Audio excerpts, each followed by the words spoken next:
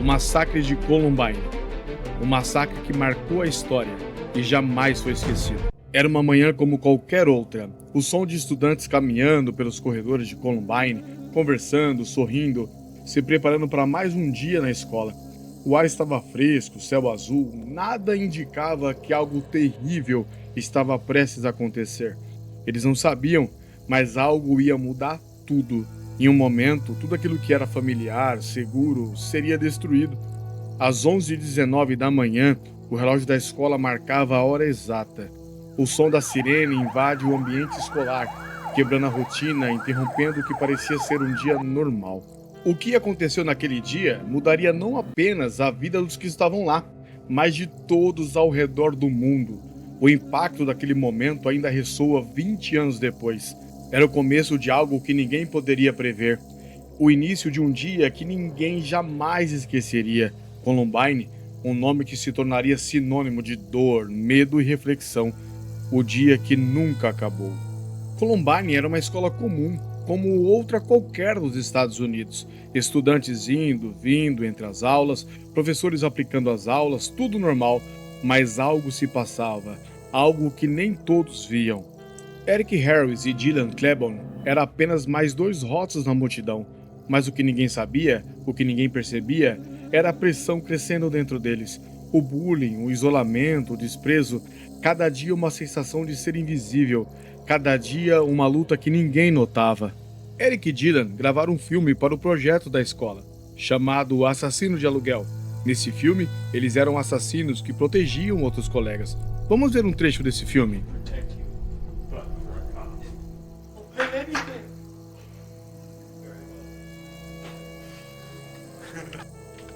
No, you goddamn little bitch-ass piece of shit! Do not! God damn it. No, you goddamn piece of bitch-ass shit! Do not even screw with that little kid! If you do, I'll rip off your goddamn head and shove it so far up your... No! Go ahead. Look, I don't care what you say. If you ever touch him again, I will freaking kill you. I'm gonna pull out a goddamn shotgun and blow your damn head off. Do you understand, you little worthless piece of crap? Thank you, guys. So, you saved my life. It's kind of getting low. Yeah, it is. You should kill him. I think you should die. All right. O problema não estava apenas em ser ignorado. Não era só sobre ser deixado de lado. Era a sensação de que, cada dia que se passava, os dois estavam sendo empurrados para um ponto sem retorno. O desprezo se transformava em raiva. O que estava acontecendo dentro de Eric e Dylan era complexo, alimentado por raiva, frustração e um desejo doentio de vingança. Eles se viam como mártires, como injustiçados, que finalmente iriam chamar a atenção de um mundo que sempre os ignorou. Eles estavam prontos para dar o primeiro passo, para mostrar a todos a força de sua revolta. Eric e Dylan não nasceram para ser vilões. Eles eram, em muitos aspectos, como qualquer outro jovem, com suas lutas internas, suas inseguranças, mas o mundo ao seu redor, a sociedade que os cercava, parecia ter deixado claro que eles não pertenciam ali.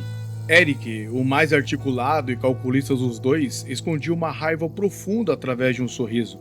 Seus diários, suas palavras, todos estavam ali, revelando o que ele estava prestes a fazer, mas ninguém parecia perceber. Dylan, por outro lado, sentia-se esmagado pela solidão. Sua luta interna parecia invisível para os outros, mas se refletia nas suas expressões e gestos. Ambos, Eric e Dylan, tinham algo em comum, um sentimento que o mundo estava contra eles. Essa sensação de rejeição, essa raiva não dita, os consumiam por dentro. O que estava acontecendo dentro de Eric e Dylan era complexo, alimentado por raiva, frustração e um desejo doentio de vingança. Eles se viam como mártires, como injustiçados, que finalmente iriam chamar a atenção de um mundo que sempre os ignorou. Eles estavam prontos para dar o primeiro passo, para mostrar a todos a força de sua revolta. Enquanto o resto da escola seguia sua rotina, nada parecia indicar o que estava prestes a acontecer.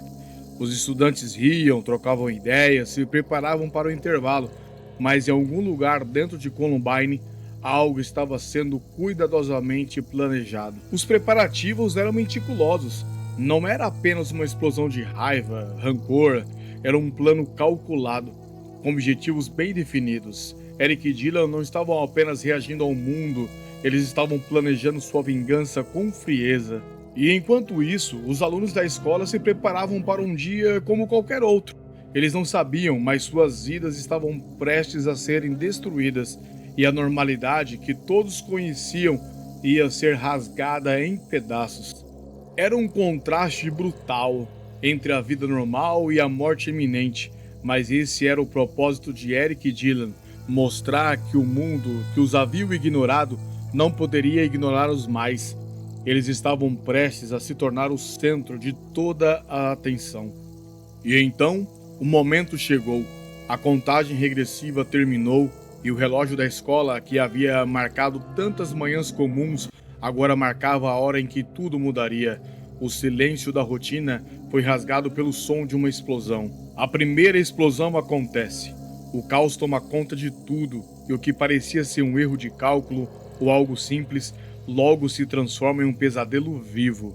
Eric e Dylan, com calma, avançam pelos corredores. Seus rostos frios e decididos viam o pânico ao seu redor. A câmera segue os passos deles. Eric e Dylan estavam no controle. A confusão, o medo, era exatamente o que eles queriam. Para eles, tudo estava acontecendo conforme o planejado.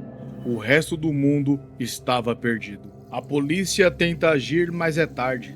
Quando o caos já tomou conta de uma escola, não há táticas rápidas o suficiente para restaurar a ordem. O tempo é o inimigo. A escola virou um labirinto de medo e de muito desespero. O caos tomou conta da escola. O que antes era um espaço de aprendizado e convivência, agora era um campo de batalha. A explosão, os tiros, os gritos, tudo se misturava em um caos ensurdecedor. A polícia chega, mas a cena de pânico já tomou dimensões enormes. Não há como voltar atrás. A escola agora é uma prisão e os atiradores estão à solta, coordenando tudo com caos e muita precisão. Eles não estavam apenas atirando, estavam observando as vítimas, como elas reagiam, como o medo se espalhava. Cada passo era uma confirmação de que tudo estava no controle e o mundo à sua volta desmoronava. Agora, o tempo parece se arrastar. Para os atiradores, o objetivo era claro: causar o máximo de dor, gerar o máximo de medo possível. Mas para os sobreviventes, a única coisa que importava era sair com vida. Quando o massacre finalmente terminou, quando os atiradores haviam cessado seus ataques e as sirenes finalmente silenciaram, Columbine não era mais a mesma. Nem os sobreviventes, nem os pais, nem a sociedade, que olhava em choque os restos daquela tragédia. As câmeras da mídia estavam em todo lugar, capturando o desespero, a perda, mas também o nascimento de uma conversa que jamais teria sido iniciada sem Columbine. A segurança nas escolas, o controle de armas, a saúde mental, o mundo estava de alguma forma obrigado a ouvir. A dor e o luto dominavam, mas também nascia uma nova questão: como impedir que isso acontecesse novamente? Como evitar que outros jovens como Eric e Dylan caíssem nesse abismo de raiva?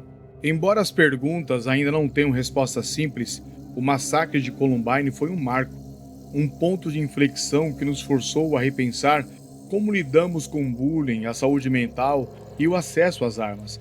Mas a lição mais importante, que talvez seja, é o que precisamos é ouvir mais uns aos outros. Columbine não pode ser apagada, mas à medida que os anos passam, o que podemos fazer é garantir o legado daquele dia, que seja a dor, a perda, mas também a esperança de que podemos aprender com nossos erros e criar um mundo mais seguro e compassivo para as próximas gerações. Se você gostou desse vídeo, deixe seu like e se inscreva no nosso canal. Até a próxima!